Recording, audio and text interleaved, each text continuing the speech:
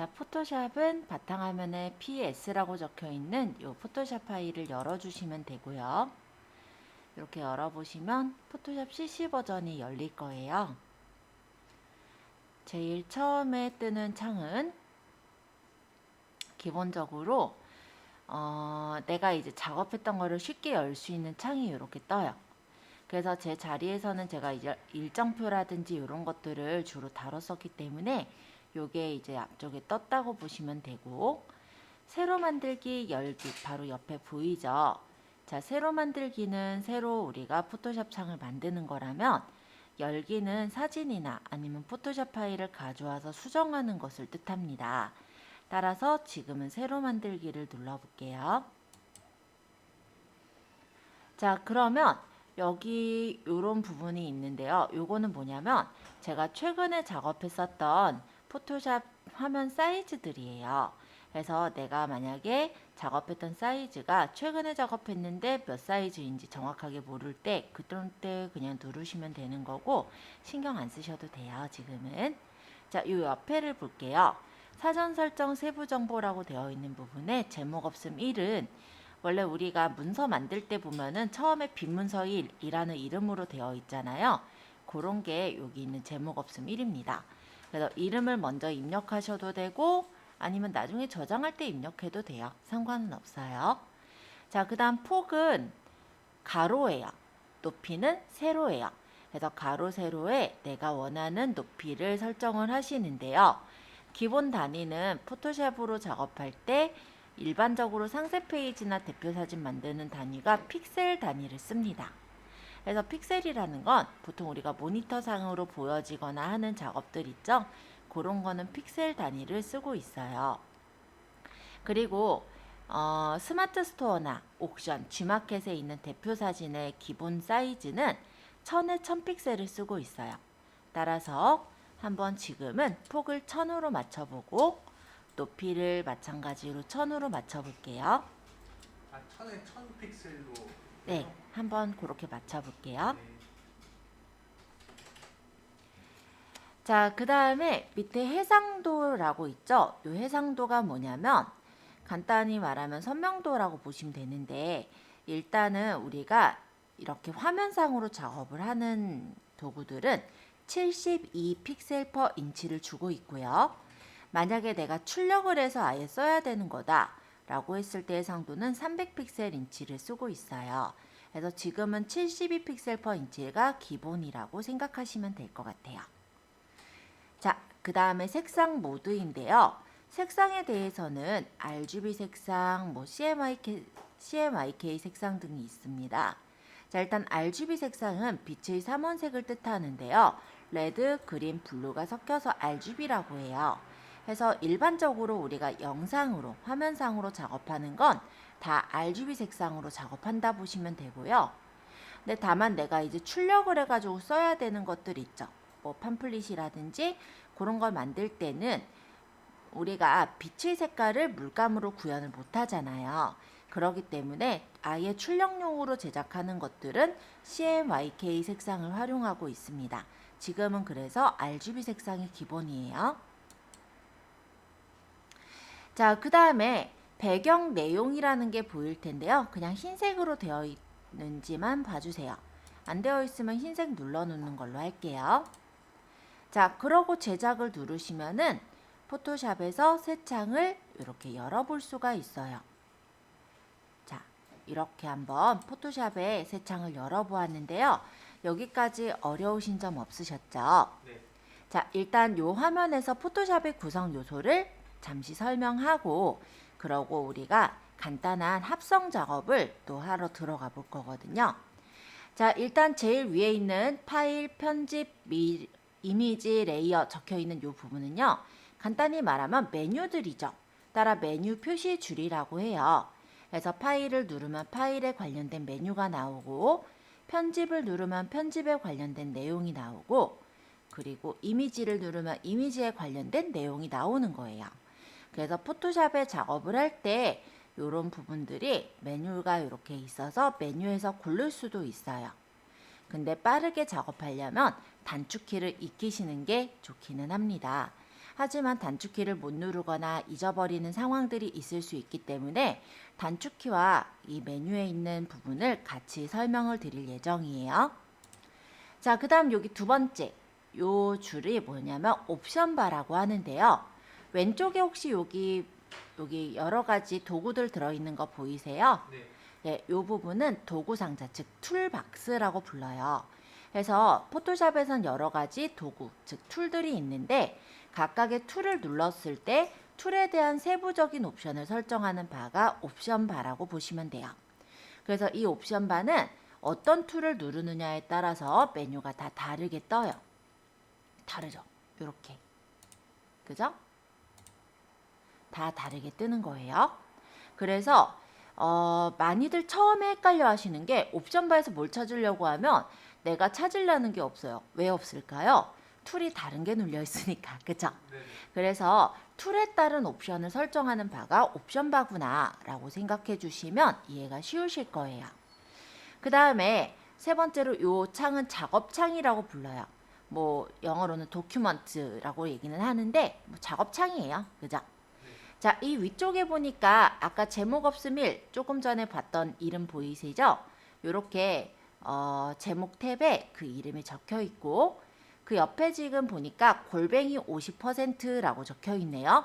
여러분들은 아마 50%가 아닐 수도 있어요. 네. 왜냐하면 해상도에 따라 다르게 보일 테니까요.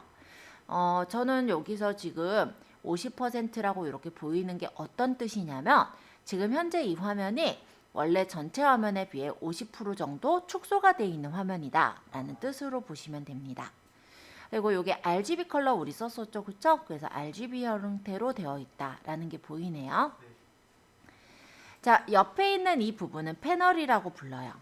포토샵에 각각의 어떤 색상이라든지 레이어 같은 것들을 다루는 패널인데 사실 그렇게 많이 보지는 않게 되지만 또 많이 쓰게 되는 패널이 바로 레이어 패널이라 보시면 될 것 같아요.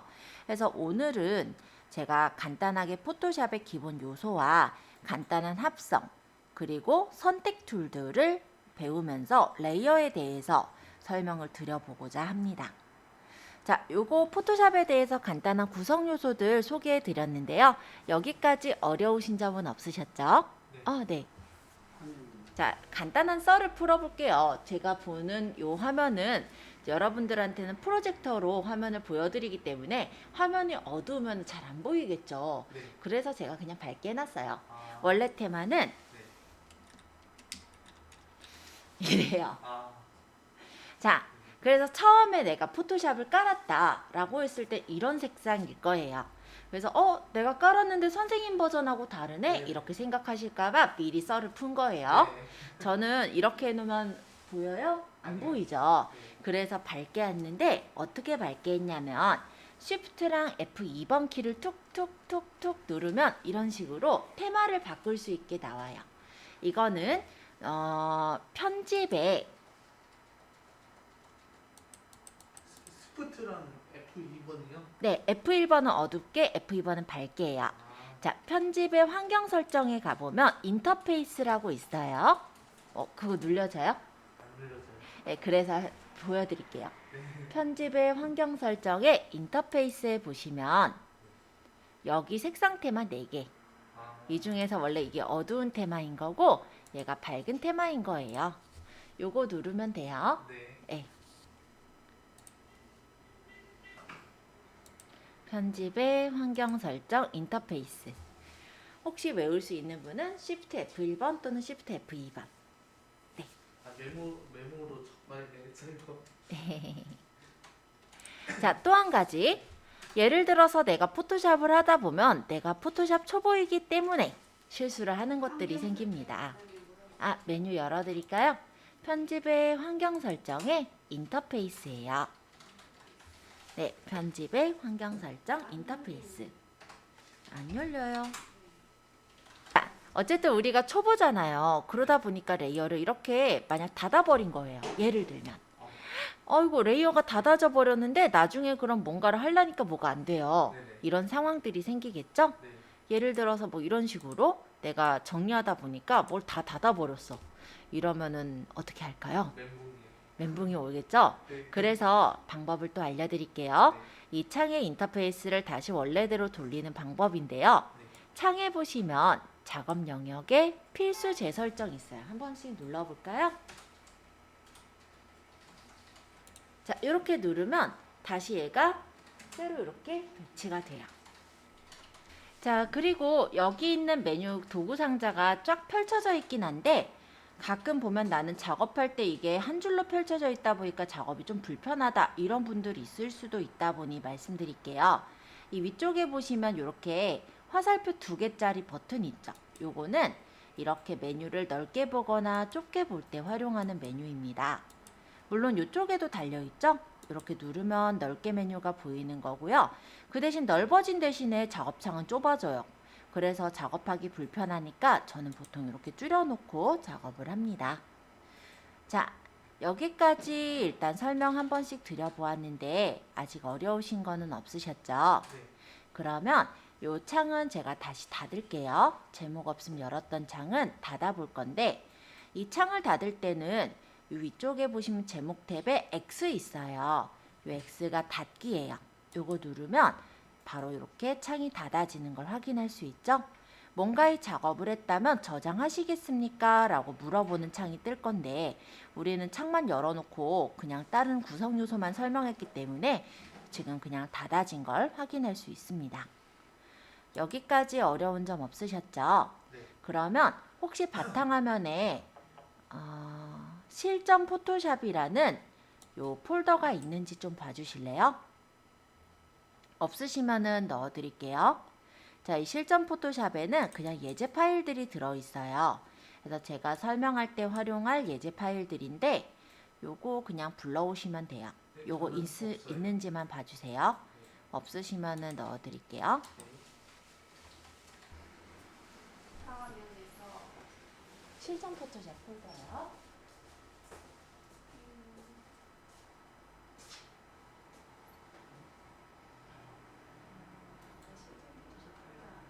네.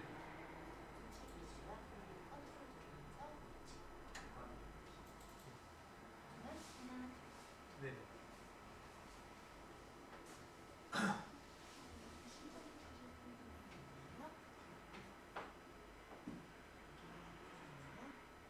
여기다 플립을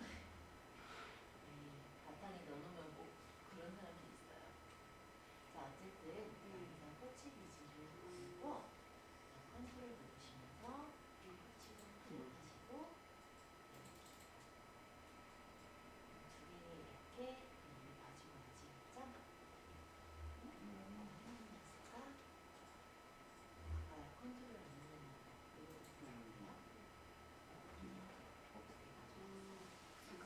아까 두 개 가져오려면은 컨트롤 컨트롤 누르면서 누르고 클릭하시면 돼요. 그리고 또 하나를 그때 누르고 또 클릭. 처음에는 그냥 클릭하시고 두 번째 건 컨트롤 누르고 하시고 괜찮으셨어요?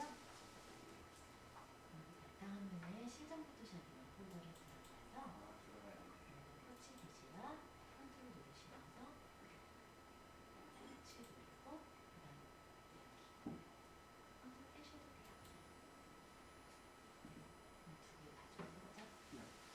세 개를 가져올 때는 또 컨트롤 누르고.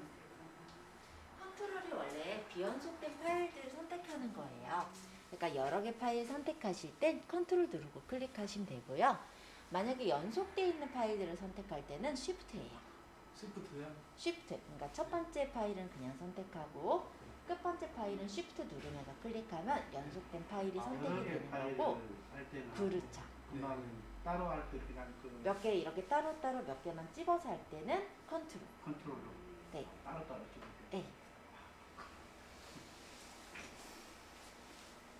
다른 탭 열기요. 그 하나 파일을 같은 거. 열기. 파일을 열기해서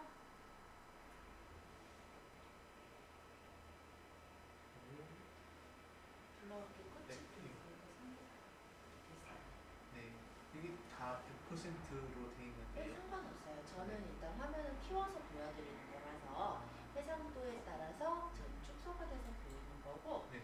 여러분 거는 원래 사이즈대로 보다 보니까 100%로 보이고 이런 거를 상관없어요? 네. 또 질문 없으시죠? 네. 갈게요. 자, 그래서 요 코치.png는 지금 배경이 없는 투명한 이미지. 요 부분은 아무것도 없는 거예요. 여기 있는 쇼파 그림만 있는 상태예요.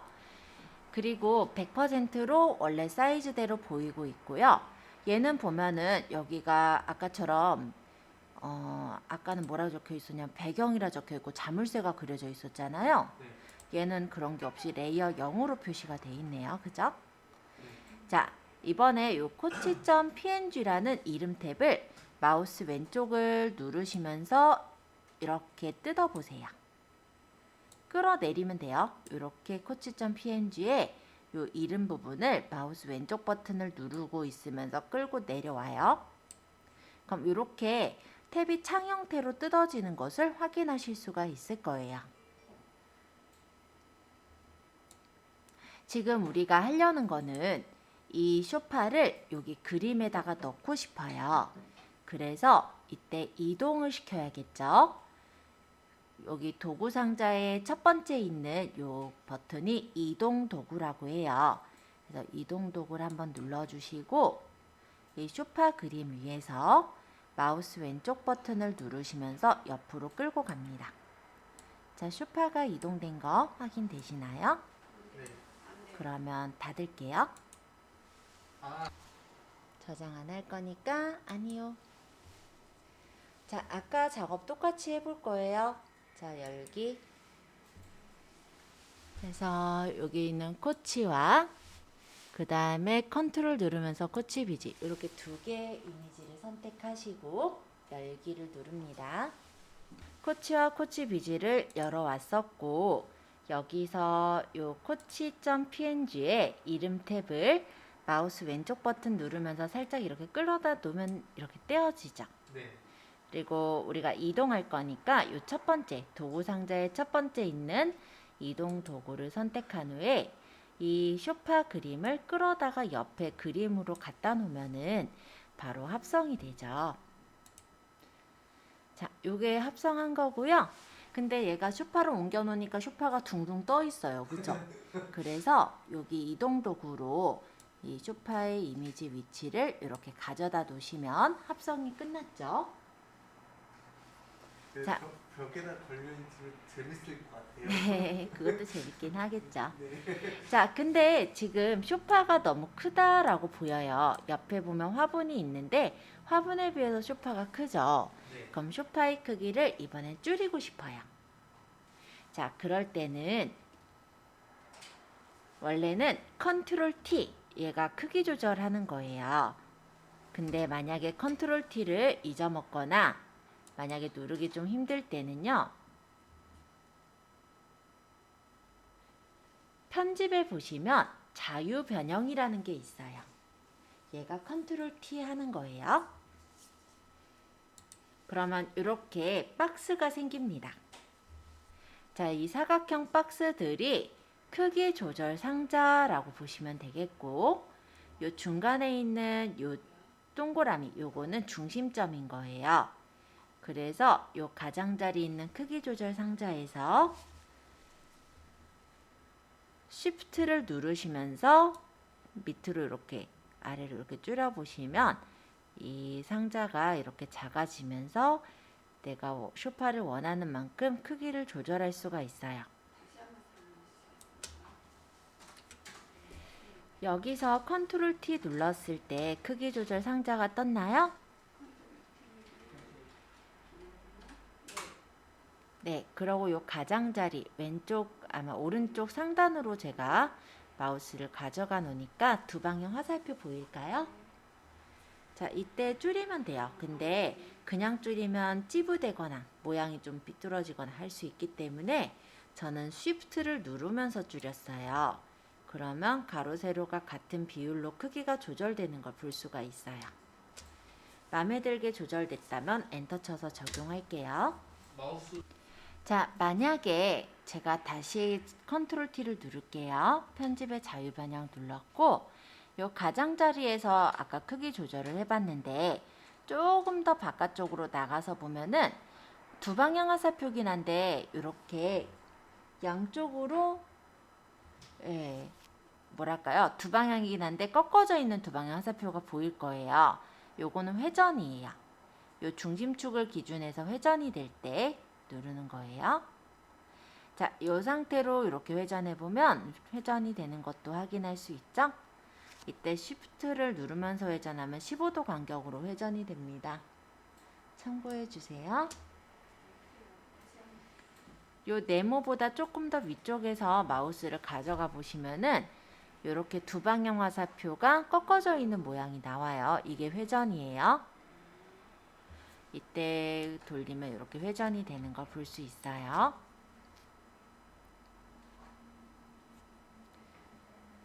자, 그리고 오른쪽 마우스 버튼을 눌렀을 때는 이런 창이 뜨는데요. 얘를 만약에 내가 회전할 때 시계 방향으로 90도 돌려야 된다. 그럼 시계 방향으로 90도 회전하면 이렇게 돌려가지고요. 반대 시계 방향으로, 시계 반대 방향으로 90도 하면 이렇게.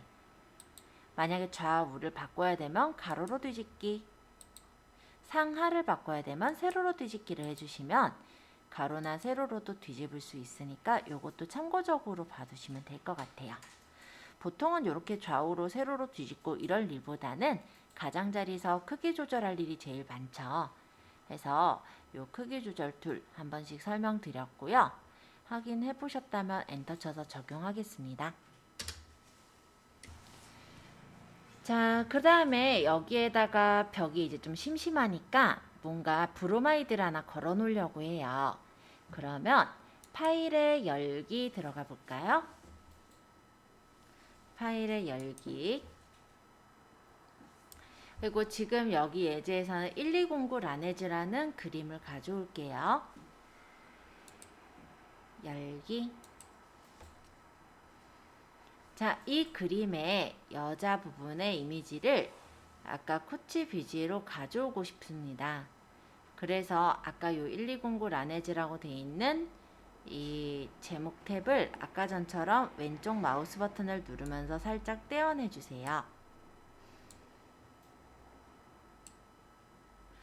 자, 얘를 다 가져올 게 아니라 일부만 선택해서 가져올 거죠. 그래서 이동 툴 바로 밑에 보시면은 선택 윤곽 도구라는 게 있어요.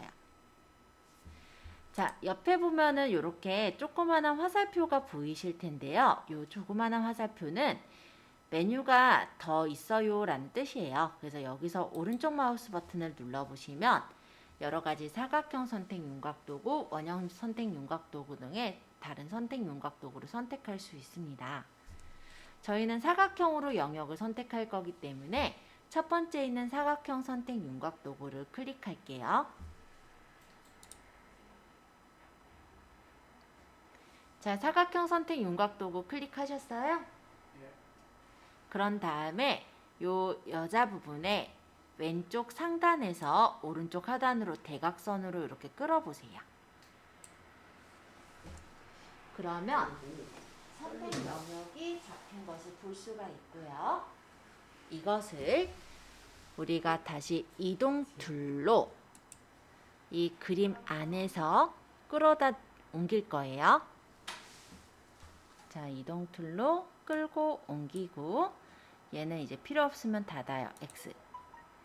그러고 얘를 끌어다가 배치하는데 크기가 너무 크다면 컨트롤 T로 크기를 조금 줄여주시면 됩니다. 아까 배웠으니까 간단하게 줄여보시고요.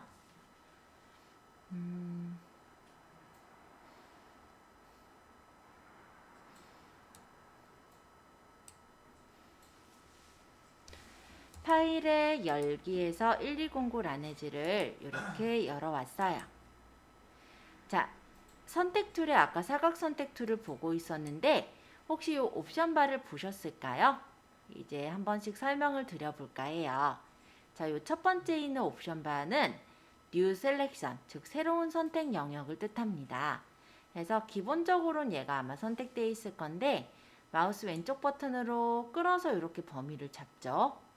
그리고 내가 만약 다른 범위를 잡을 때 원래 잡았던 영역이 풀리는 거예요. 표시가 안 돼 있어요. 그게 New Selection이라고 해요. 선택 영역을 우리가 새로 잡을 때 새로운 영역을 선택할 때 들어가는 거예요. 그리고 이 안에서 끌면 이렇게 영역을 옮길 수도 있어요. 자, 두 번째. 요거는 사각형 두 개가 겹쳐져 있는 모양이죠. 이거는 선택 영역 추가라고 합니다.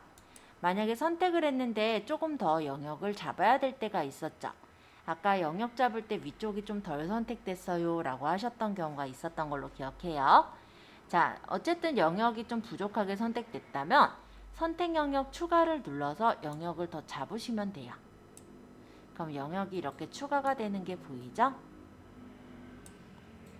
자, 세 번째. 요거는 사각형의 위쪽에 있는 사각형이 빠져있는 모양으로 보일 거예요. 얘는 선택 영역 빼기라고 하는데 아까 선택 영역을 추가할 수 있었다면 얘는 필요 없는 선택 영역을 빼는 거예요. 영역을 잡았는데 내가 이만큼은 굳이 필요 없겠다 라고 생각할 때 선택 영역을 뺄 수가 있습니다. 선택 영역이 이렇게 잡은 만큼이 빠지는 게 보이죠?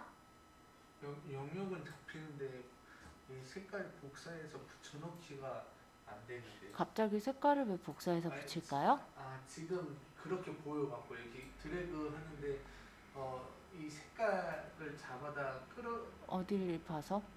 저그 얘는 단순히 선택 툴이에요. 색깔을 넣거나 하는 건 아니에요. 아 네네. 얘는 더하는 거고 선택력을 추가해서 더하는 거고 얘는 추가된 내가 필요 없는 선택력을 빼는 거예요. 아, 영역에 색깔을 넣거나 한 적은 전혀 없어요. 아. 자, 여기 네 번째. 요거는 선택 영역과 교차라고 뜨죠. 그래서 지금 선택한 영역에서 새로 선택한 영역과 겹쳐지는 부분만 남는 게 선택력 교차예요. 그래서 선택을 하실 때 한 번에 세밀하게 선택하면 좋긴 하겠지만 내가 선택했을 때 좀 부족하거나 더 선택해야 되는 부분이 있다면 더하기, 빼기 등을 이용해서 선택력을 추가하거나 빼는 게 가능하세요.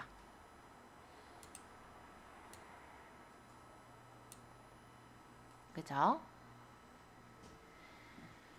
그리고 선택 영역을 없앨 때 그때는 선택에서 선택 해제를 하시면 됩니다.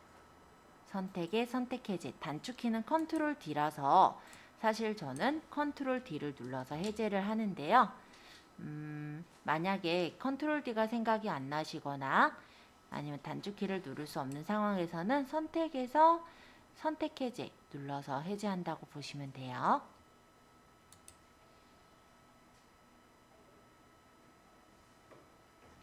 자, 일단 선택 영역의 옵션들 좀 설명을 드렸어요. 이 네 가지 옵션은 특히 이 세 가지 정도는 좀 많이 쓸 수 있기 때문에 좀 한번 설명을 좀 드렸고요.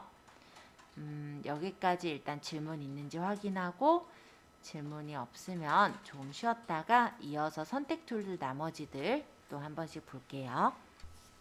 자, 이번엔 동그랗게 선택을 해오는 툴에 대해서 볼게요. 그래서 파일의 열기, 이번에는 초콜릿을 열어보도록 하겠습니다. 아 아까 하던 거 끄 보여? 아까 라네즈 창만 닫았어요. 네. 아까 요 코치비지에 가져오는 작업은 계속 할 거예요. 아 네. 자, 초콜릿 사진에서 이제 아까 사각형 윤곽 도구를 다시 오른쪽 마우스 버튼으로 눌러보시면 원형 선택 윤곽 도구가 나와요. 얘는 원형으로 선택하는 도구예요. 간단히 말하면. 그래서 내가 만약에 여기 있는 원을 선택하고 싶다면 이 원이 사각형 안에 있다라고 가정하고 사각형 왼쪽 끝에서 오른쪽 끝으로 대각선 방향으로 끈다고 생각하시면 영역을 잡기 쉽습니다. 근데 영역이 처음엔 아마 잘 안 잡힐 거예요. 뭐 이렇게 약간 여백이 남거나. 그러면 선택 영역이 내 맘대로 안 잡혔을 때 다시 설정을 할 수가 있는데요. 오른쪽 마우스 버튼을 눌러보시면 선택 영역 변형이라는 게 있어요. 요걸 눌러서 가장자리에서 이렇게 끌어서 맞추면 내가 원하는 대로 선택 영역을 수정하시는 게 가능합니다. 다 됐으면 엔터 치시면 이렇게 선택 영역을 잡을 수가 있죠. 한번 여기 있는 초콜릿을 선택해 보세요. 자, 어쨌든 이 초콜릿을 이렇게 뜯어서 아까 이동 툴을 이용하면 여기 그림으로 끌어다가 올 수가 있죠? 자, 얘는 이제 닫을 때 저장하겠냐 뜰 텐데 이거 저장하진 않을 거니까 아니요 누를게요. 이 초콜릿은 어디다 놓을까요? 베개 방석처럼 놔도 될 것 같고 그냥 위에다 배치해 놔도 될 것 같고 그냥 원하시는 데 배치해 주세요. 자, 우리가 이렇게 포토샵으로 작업하고 있는 동안 뭐가 생기고 있냐면 요 밑에는 레이어라는 게 생기고 있어요. 이 레이어라는 게 조각 그림이라고 보시면 되는데 제일 밑에 배경이 있었고 우리가 그 다음 쇼파를 옮겨왔죠. 그 쇼파가 레이어 1로 생겼고요. 그 다음에 여기 있는 여자 연예인 사진을 옮겨왔죠. 그게 레이어 2번으로 이렇게 그 위에 또 올려지고 그 다음에 여기 있는 초콜릿이 제일 마지막에 옮겨왔으니까 레이어 3번으로 옮겨진 거예요. 그래서 내가 만약에 지금 연예인 사진을 좀 옮겨놓고 싶다든지 변형을 하고 싶을 때는 해당 레이어를 선택하고 변형을 하시면 돼요. 다만 이동 툴에서 자동 선택이 눌려 있다면 그 레이어를 찍으면 그 레이어가 선택이 될 거예요. 그래서 이렇게 이동을 하거나 컨트롤 T로 크기를 조절한다든지 내가 다른 작업을 할 때 활용할 수가 있어요. 예를 들어 이렇게 옮기다 보니까 이 소파가 너무 작다라고 생각이 든다면 소파를 클릭하면 레이어가 선택이 됐죠? 이대로 컨트롤 T에서 크기를 조절하는 것도 가능하더라. 네, 이해되셨죠? 자, 레이어에 대해서 잠깐 설명을 했고요. 우리가 선택을 할 때 사각형으로 선택하는 방법과 원형으로 선택하는 방법에 대해 익혀보았어요. 근데 모든 제품들이 사각형이나 원형이진 않죠? 다행히 얘는 사각형인데 네. 얘를 열어보면은 막상 내용물은 사각형이 아니거든요. 네네. 그러면 내가 원하는 모양대로 선택을 해야 될 텐데 그렇게 하기 위한 방법들을 이번엔 익혀보도록 할게요. 자, 안 어려워요. 그렇게 말하니까 어려워 보이려나? 그게 아니라 요 밑에 있는 요 도구들을 익힐 거예요.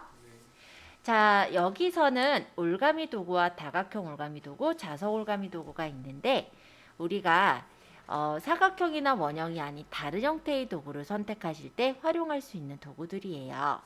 자, 일단 첫 번째 올가미 도구부터 한번 설명을 드려볼게요. 예제를 열고 진행을 해볼게요. 자, 파일의 열기. 여기 캔들을 가져와 볼까요? 캔들, 열기. 자, 아까 전처럼 어찌됐건 우리가 여기 코치에다가 꺼내서 놓을 거니까 이름 탭을 뜯어 놓을게요. 자, 여기 캔들은 동그랗지도 네모나지도 않아요. 그럼 이 캔들을 선택할 때 우리가 쓸 수 있는 툴로는 이 올가미 툴을 또 쓰실 수가 있어요.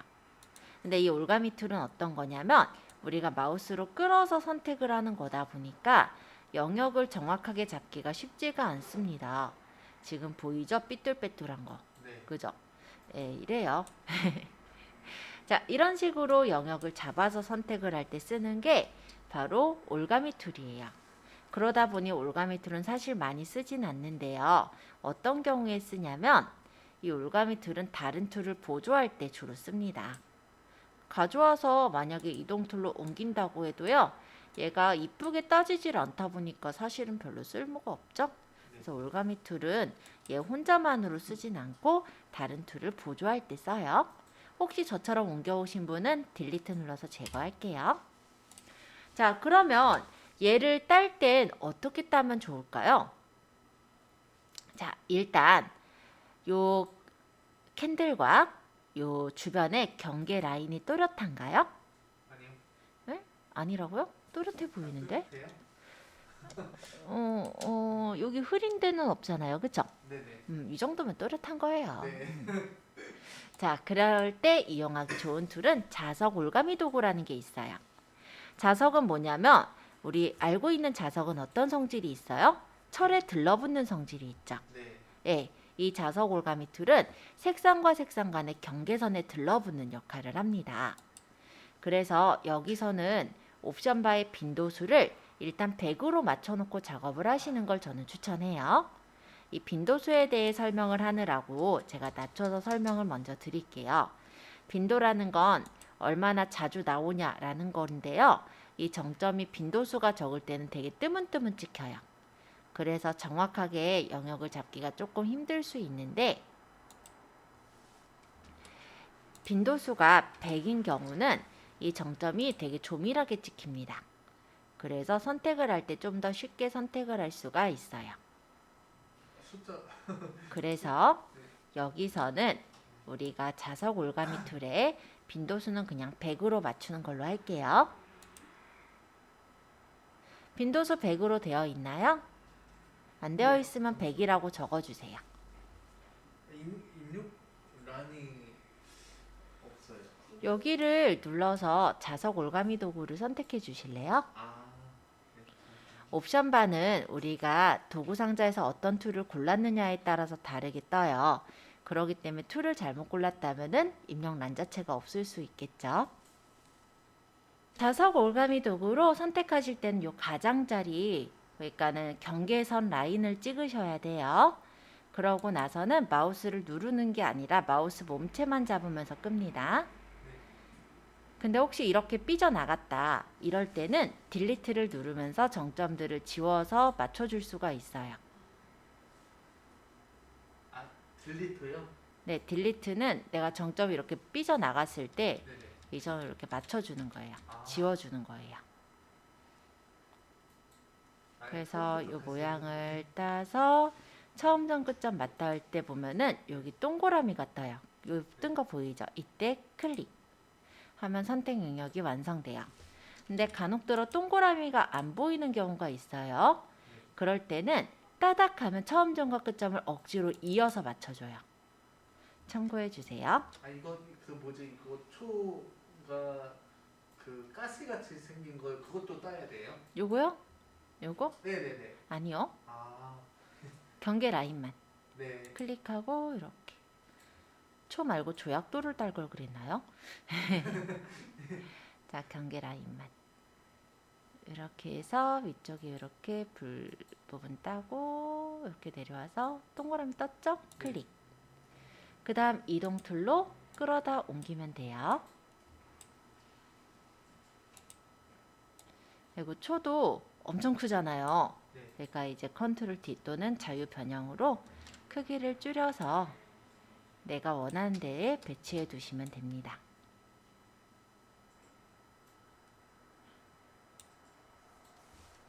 아까 스냅이요. 네, 그 보기에서 네 보기에 하신 거예요? 있어요. 보기에 스냅. 파일에 열기 들어가서 이번에는요. 여기 요거 예제 좀 열어주세요. 두 번째 있는 거.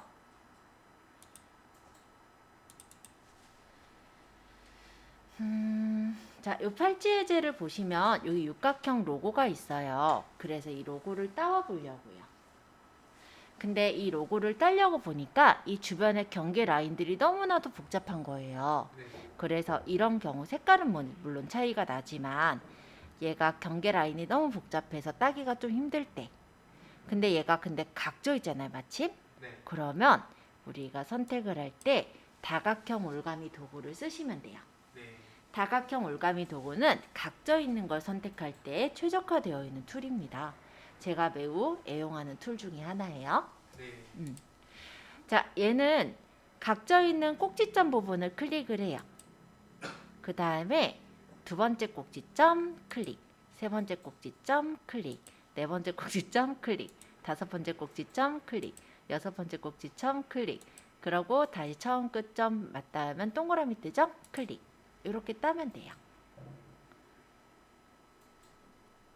그런데 이렇게 따서 가져오려고 보니까 얘가 그래도 비슷하게 땄네. 예, 뭔가 이렇게 좀 마음에 들지 않게 좀 뭐랄까 작게 보다 보니까 편집을 할 때 이런 빈 공간들이라든지 이런 게 더 생길 수가 있잖아요. 네. 그래서 화면을 키워서 보는 걸 알려드려 볼게요. 아까 이 창이 있는데 창이 너무 조그매서 따기가 힘들어요. 이럴 때는 여기 돋보기 보여요? 돋보기로 클릭 클릭 클릭하면 커져요. 툴에 보면 돋보기가 밑에쯤에 있어요. 어디요? 여기 툴박스에 돋보기.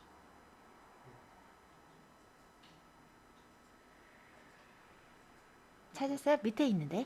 아 밑에요? 네, 밑에 쪽에. 잘못 땄을 아 이거요?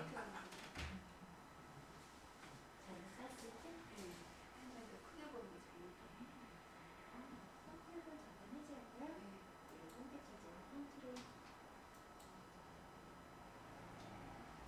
그렇죠. 막상 따보니까 크게 보니까 크게 보는 게 그렇죠.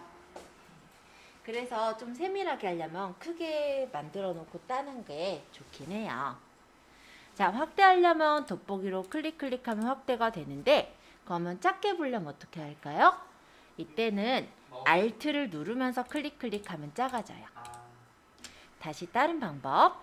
돋보기에서 마우스로 이렇게 오른쪽으로 끌면 커지고요. 왼쪽으로 끌면 작아져요. 오른쪽으로 끌면 커지고, 왼쪽으로 끌면 작아지고, 커지고, 작아지고. 아. 네. 클릭해도 되고 이렇게 해도 되고 상관없어요. 또 제가 잘 쓰는 방법, 전 단축키를 좋아한댔죠. 그래서 이번엔 단축키로도 설명드릴 건데, 화면을 확대해서 보실 땐 컨트롤하고 플러스를 누르면 확대가 돼요. 컨트롤 마이너스는 축소. 근데 이거는 너무 극과 극으로 있어서 두 손을 다 쓰시기 힘드신 경우는 쓰기 힘들 거예요. 네. 그래서 네, 활용하실 수 있는 분만 그렇게 활용하시면 돼요. 네, 동시에 두 손가락 다 쓸 때는 어렵고요. 한 손가락 누르면서 하는 아, 거는- 그러면 괜찮네. 네, 예. 네. 자, 그러면 화면이 이렇게 보이는데 옆부분이 좀 보여야 될 때 있잖아요. 작업하다 보면 화면이 저쪽이 봐야 되는데 이럴 때. 네. 그때 요 손바닥을 눌러서 이렇게 움직여 보면 화면을 이렇게 이동할 수 있어요. 손바닥 들은 화면을 이동하는 거예요. 근데 매번 이렇게 돋보기 갔다 손바닥 갔다 힘들겠죠. 그래서 손바닥 툴은요, 우리가 다른 툴 상태에 있더라도 스페이스바를 누르고 있으면 손바닥 툴로 바뀌어요. 아, 그리고 스페이스바를 떼면 다시 원래대로 돌아가요. 네? 자, 그러면 이제 다시 따볼게요. 다각형 올가미 도구로 첫 번째 선택력을 따고, 두 번째 선택력을 찍고, 세 번째 선택력을 찍고, 네 번째 선택력을 찍고, 다섯 번째 선택력을 찍고, 여섯 번째 선택력을 찍고, 다시 처음과 끝점이 맞닿게 동그라미 나오면 클릭. 그러면 좀 더 세밀하게 딸 수가 있죠? 자, 이렇게 따셨다면은 아까 전과 같이 이름 툴을 뜯어서 꺼내시고 이동 툴로 끌어서 이렇게 배지로 옮겨 오겠습니다. 배지가 너무 크니까 컨트롤 T로 크기 조절. 다각형 올가미 도구로 사용해요? 네, 다각형으로 생겼으니까 다각형 올가미 도구로 딸 거예요. 자, 이번에는 빠른 선택 도구를 설명드리려고 해요. 영어 이름으로는 퀵 셀렉션 툴이라고 하는데 진짜 빠르게 선택할 수 있는 점이 장점인 툴입니다.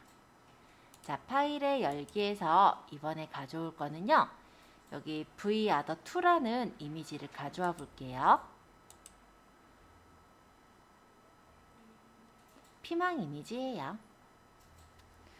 그리고 결론적으로는 코치비지에 옮겨 놓을 거니까 얘도 이름 탭을 뜯어서 놓을게요.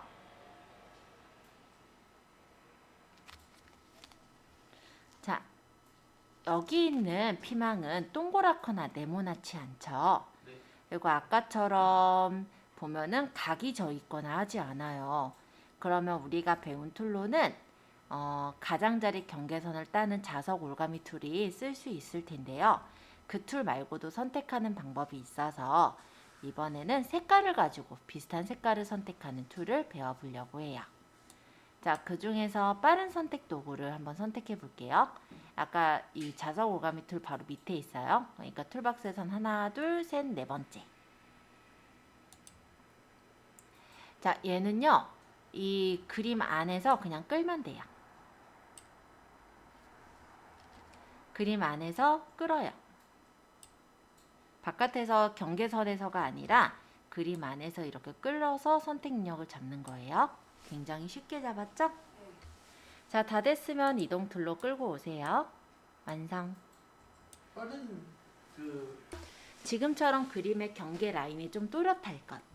그러면서 색상이 보면은 뭐 그렇게 뭐 어려운 색상 아니죠. 그냥 이렇게 영역이 딱 잡혀질 수 있는 그런 부분이면 돼요.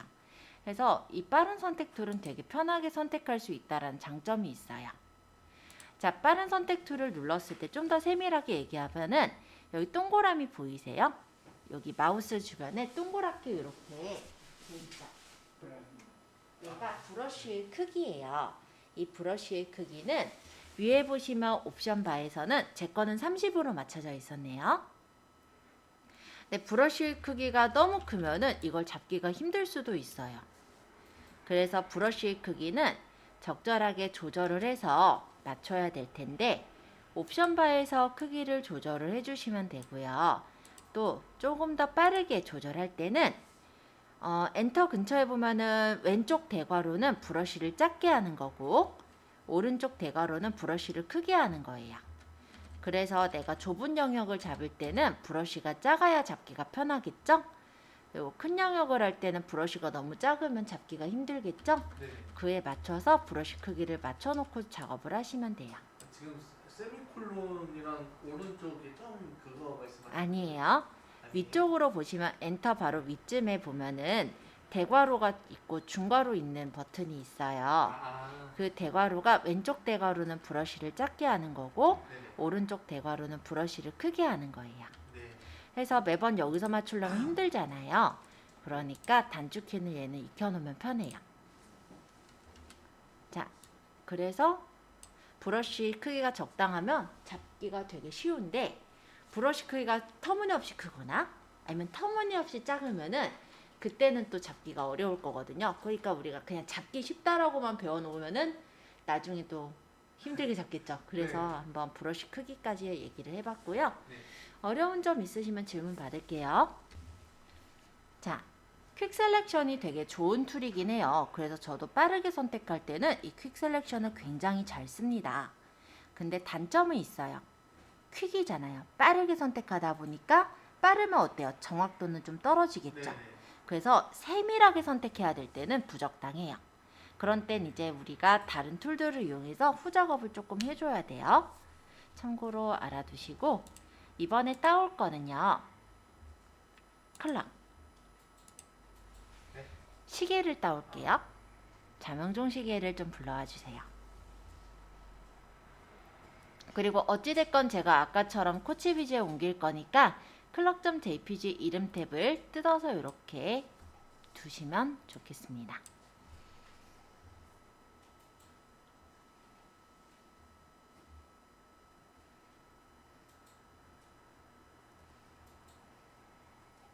자, 되셨나요? 네. 아니에요? 가져왔어요? 자, 이 자명종 시계를 따려면 어떤 툴이 적당할까요? 원형 볼게요. 원형 툴이요? 원으로 따요? 요 자명종 시계만 따온다면 가능하겠지만 여기 나머지 해머벨은요? 그러면 저기 아까 쓰던 그거요. 아까 쓰던 그거라면 빠른 그 선택 툴 네. 요것도 괜찮긴 해요. 근데 여기 있는 얇은 선을 표현하긴 적당하지 않을 거예요. 그래서 만약에 사용한다면 빠른 선택 툴을 쓰시면서 자석 올가미 툴을 쓰시거나 자석 올가미 툴로만 따거나 네. 또 다른 방법. 자, 이 자명종 시계가 배경이 어때요? 단순하죠. 네. 흰색 거의 단색이죠. 네. 그러면 색깔을 가지고 선택하는 툴이 하나 더 있어요. 그거는 자동 선택 도구라고 해요. 빠른 선택 툴 있었던데 같이 있으니까 한번 눌러볼까요? 자, 이걸로 흰색 배경을 찍을게요. 클릭, 클릭, 클릭, 클릭, 클릭, 클릭, 클릭, 클릭. 이렇게 흰색 배경으로 선택을 해주시고 요 안쪽에 여기 해머벨 안쪽도 찍어서 이렇게 선택하면은 선택을 다 했어요. 네. 한 번 찍으니까 자동적으로 다 아, 그 정도로 다 잡혔어요? 네. 이거는 왜 그러냐면 허용치 값이 조금 높은 경우일 수도 있을 것 같아요. 네. 자, 어쨌든 이렇게 잡았는데 실제 필요한 거는 자명종 시계의 배경일까요? 자명종일까요? 자명 그쵸? 근데 우리 어디 선택했어요? 배경. 배경. 그럼 뒤집어 줘야죠. 자, 선택에 반전이 있습니다. 한번 눌러주실래요? 네. 이거는 선택 영역을 뒤집어 버리겠다라는 거예요. 그러니까 우리가 선택을 하지 않은 자명종 시계가 이번엔 선택이 되면서 배경 부분은 선택이 풀려지게 돼요. 이렇게. 그러고 이동 툴로 끌고 오면은 자명종 시계가 잘 가져와졌죠? 그럼 이제 컨트롤 T에서 크기 조절해서 내가 두고 싶은데 두면 돼요. 자, 우리가 이거 크기 조절할 때 컨트롤 T를 눌러요. 근데 컨트롤 T를 까먹는 경우가 있어요. 그쵸? 네, 네. 근데 컨트롤 T가 원래 편집의 자유 변형인데 그거조차 까먹었으면 어떻게 할까요? 간단하게는 이동 툴에서 변형 컨트롤 표시를 눌러보면 이렇게 상자가 떠요. 그럼 크기 조절하면 되고, 다만 얘가 계속 상자가 떠 있기 때문에 다 조절하고 나서는 이동 툴에서 다시 변형 컨트롤 표시를 풀면 돼요. 네. 그러니까 크기 조절을 했다라고 했을 때 엔터 쳤죠. 그래도 아까 이 변형 컨트롤이 그대로 표시가 돼 있을 거예요. 그러면 얘를 풀면 되는 거예요. 혹시 컨트롤 T를 잊어버렸거나 누르기 힘들 때는 변형 컨트롤 표시를 이용하셔도 돼요. 자, 여기까지 설명 어려웠던 거 있으면 일단 질문을 먼저 받고요. 이제 제가 말하는 설명은 거의 다 끝나가요. 얘를 이제 복사를 하고 그리고 순서 바꿔보고 여기까지만 하면 제가 오늘 들어갈 포토샵 파트는 끝나거든요. 그러고 나서 점심시간을 드릴 거예요. 네, 네. 그래서 우리 한 10분 정도만 더 할게요. 자, 피망 혹시 보이세요? 우리 옹경옹강? 네. 이 피망이 하나만 있잖아요. 외로울 거 아니야. 그러니까 하나 더 만들어 보려고요. 자, 이동 툴에서 피망을 끌면은 이동이 돼요. 이건 알고 계시죠? 네, 네. 근데 Alt를 누르면서 끌고 가면 복사가 돼요. 아, 자, 우리 요거 캔들 가져왔던 거 기억해요? 뭐 캔들 없는 분은 다른 걸 가지고 봐도 돼요. 쇼파를 갖고 봐도 돼요. 자, 이 캔들이 끌고 가보면 이렇게 피망보다 뒤쪽으로 배치가 돼요. 그 이유는 캔들은 레이어 4번으로 이전에 가져왔던 거고 피망은 레이어 6번으로 이 캔들 가져온 이후에 가져왔던 거기 때문에 레이어의 순서가 더 위쪽으로 올려져 있거든요.